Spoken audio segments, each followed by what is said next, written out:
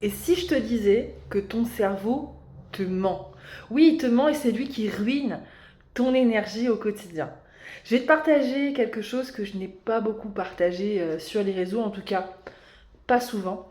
J'ai fait 2 dépressions postpartum à chaque grossesse. Donc ma fille a 23 ans et mon fils a presque 10 ans, dans quelques jours. Et à chaque grossesse, j'ai eu en fait une dépression postpartum qui a duré 6 à 12 mois. Donc bien plus tard que la chute hormonale. J'ai aussi un burn-out, c'était en 2013, et j'ai failli faire une récidive en tant qu'entrepreneur, puisque la première c'était en tant que salarié. Donc à chaque fois, dans ces périodes-là, j'avais la même impression que je verrais pas le bout du tunnel, que je m'en sortirais jamais. Et la vérité, je sais qu'elle va te piquer et peut-être même tu vas quitter cette vidéo en l'entendant, c'est que quand on fait une dépression, un burn-out, c'est nous, donc là en l'occurrence c'est moi, qui entretenais des pensées négatives en boucle. Et c'était pas la faute de la vie, c'était pas la faute du travail, c'était pas la faute des autres, c'était juste mon cerveau. Je vais te donner la triade de Beck. Alors, Beck, c'est un psychiatre américain, il explique très bien ça. Il parle de la triade cognitive, c'est-à-dire qu'on va entretenir des pensées négatives sur soi, entretenir des pensées négatives sur le monde et entretenir des pensées négatives sur notre avenir. Et quand tu es entrepreneur et que ces trois-là partent en vrille, concrètement, tu t'écroules, tout simplement. Pas parce que tu es faible, même si il peut avoir des fragilités génétiques, il peut avoir des fragilités environnementales, mais c'est surtout parce que tes pensées prennent le dessus et t'épuisent. Alors, avant que je t'explique les biais un par un qui sont en cours et qui entretiennent tes pensées négatives, dis-moi en commentaire quelle pensée négative revient chez toi le plus souvent en ce moment.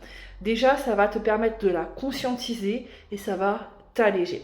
Donc maintenant, on va attaquer le cœur du problème. Ce sont les distorsions cognitives qui sabotent les entrepreneurs.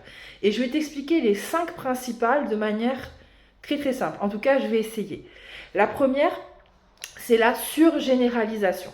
Donc par exemple, tu rates une vente et ton cerveau te dit que tu n'y arriveras jamais. Tu vis un refus et tu penses que personne ne veut de toi. C'est une situation qui devient une vérité absolue, tu vas la reconnaître parce que dans tes pensées, il va avoir les mots jamais, toujours, personne et tout le monde. On va surgénéraliser. Et en fait, c'est complètement faux. C'est juste un raccourci ultra violent de ton cerveau. Et je suis sûre qu'au fond de toi, tu le sais.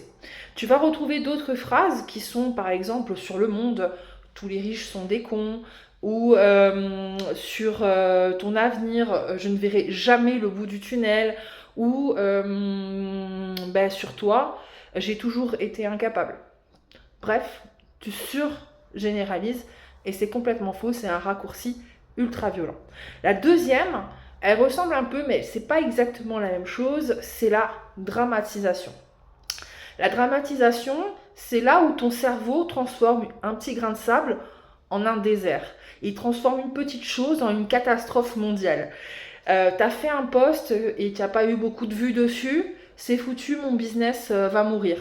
Une cliente qui répond pas, alors on verra, ça joue sur plusieurs biais. Elle déteste mon travail, je suis nulle, etc. En fait, tu amplifies tout, tu gonfles ta peur et ça écrase ton énergie. Du coup, tu es en train de te saborder sans même t'en rendre compte concrètement, tu es en train de te couler toute seule. Euh, la dramatisation, moi j'appelle ça chez mes clientes le mode drama queen. C'est vraiment ça, c'est que en fait d'une petite chose, on va la monter en épingle et on va en faire une montagne. Troisième distorsion cognitive, c'est le contraire, c'est l'inverse, c'est la minimisation. Tu réussis quelque chose, tu te dis ah c'est rien, c'est rien du tout ça. On te félicite sur toi, ta tenue, ton travail, et tu considères que ça compte pas, et même tu vas même pas dire merci. Ah, t'as une jolie robe. Ah, ben c'est un vieux truc. Ou c'est exceptionnel ce que tu as fait. Franchement, c'est bien.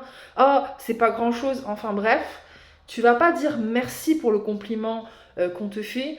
tu vas minimiser en fait ça. Tu fais une vente, c'était de la chance. Tu étouffes tes victoires, tu refuses ton propre mérite. Alors explique-moi comment tu veux avoir de l'énergie si tu ne te reconnais jamais en fait quand tu réussis quelque chose de bien, quelque chose de fun, ou que tu es simplement génial. Quatrième distorsion, ce sont les conclusions hâtives. Tu prévois l'échec avant même qu'il arrive.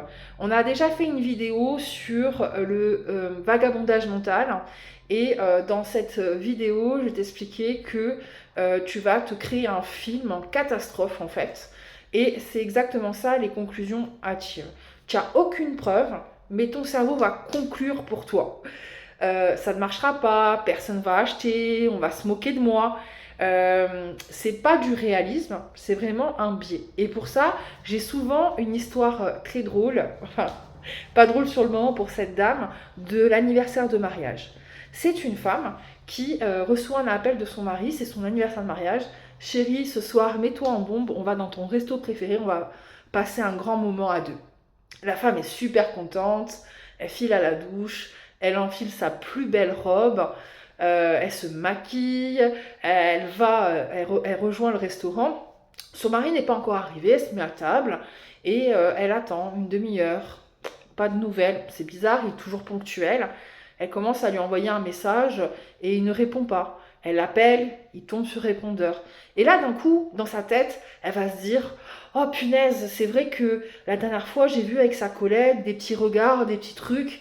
Je pense qu'il est avec elle, qu'il m'a planté pour elle. Je pense qu'ils sont en ce moment ensemble. » Et bref, elle va quitter le restaurant, mais d'une rage folle, d'une colère folle. Elle se sent blessée, humiliée. Elle est trompée. Elle va rentrer chez elle et vers minuit, son mari arrive et il est complètement lessivé. Il n'avait plus de batterie et il est tombé en panne sur la route. Tout simplement. Il a vécu une sale soirée parce qu'il y avait une réalité, il est tombé en panne. Mais sa femme a vécu une encore plus mauvaise soirée parce qu'elle s'est fait tout un film. Elle n'avait aucune preuve, mais son cerveau a conclu. Cinquième distorsion, c'est la pensée du tout ou rien. Alors c'est quelque chose sur lequel j'ai beaucoup travaillé. On va retrouver ça chez les personnes qui se disent entières. C'est noir ou c'est blanc. C'est tout ou c'est rien. C'est soit parfait, soit c'est catastrophique. Il n'y a pas 36 solutions. Soit tu réussis comme dans les films, soit tu te considères comme un échec. Sauf que tu n'es pas un robot et dans ce cas-là, tu perds toujours. En prenant de la maturité, on va dire, j'ai compris que la vie c'était des nuances, c'était pas tout noir ou tout blanc, c'était pas tout ou rien. Il y avait des nuances en fait entre le noir et blanc, il y avait des gris clairs, des gris foncés, et ça te permet vraiment en fait de relativiser certaines choses et aussi d'accepter certaines victoires qui sont pas exactement comme tu voulais, mais qui sont quand même des victoires. Donc pour finir, point important, tu n'es pas responsable d'avoir ces pensées, ok? Ton cerveau les crée automatiquement. On a 60 000 pensées par jour, 48 000 seront négatives, dites négatives, moi je préfère désagréables, mais tu es responsable de ce que tu en fais. Et c'est là que ta puissance commence. Tu es responsable de ne pas croire à tes pensées négatives, de leur mettre un stop. Tu es responsable de te concentrer sur les 20%, celles qui sont plutôt agréables, qui sont plutôt positives. Et je te le dis avec toute mon expérience, j'accompagne des femmes entrepreneurs depuis des années maintenant. C'est des femmes qui sont incroyables et qui arrivent chez moi, elles sont épuisées, vidées, persuadées qu'elles vont tout arrêter. Et dans 90% des cas, leur blocage n'était pas stratégique. C'était pas leur offre, c'était pas leur contenu, c'était pas leurs compétences, leur talent. C'était ça, c'était des distorsions cognitives qui leur prenaient toute leur énergie. Et dans Présente, Puissante et Alignée, je les aide à reprendre ce contrôle sur leur énergie mentale, à se réaligner avec leur identité, à retrouver leur puissance intérieure. Et quand l'énergie revient, les résultats suivent toujours. Si tu sens que ton cerveau te mène par le bout du nez et si tu sens que tu es juste fatigué de te battre contre toi-même et que tu as envie de retrouver ton énergie, ta clarté, ta puissance, Tu as un lien juste sous la vidéo pour postuler à Présente, Puissante et Alignée. On discutera ensemble et on verra ça. En tout cas, retiens une chose, tes pensées ne sont pas la vérité. Elles sont juste le prisme avec lequel tu regardes ton entreprise et ta vie. Et ça se transforme. Let's go, girl!